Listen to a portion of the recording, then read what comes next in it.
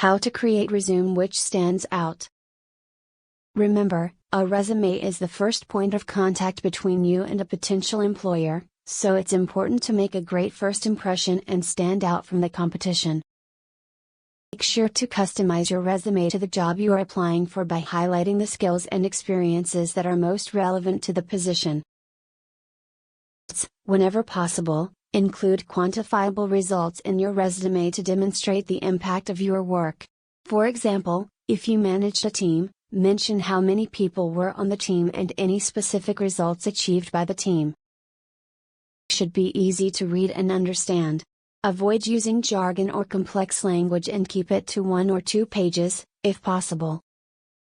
Clean, professional format for your resume. Make sure that the font is easy to read and that the layout is consistent throughout the document.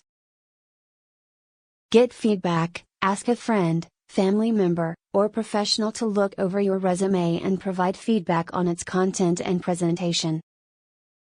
Keep it updated. Keep your resume updated with your most recent job experiences and achievements.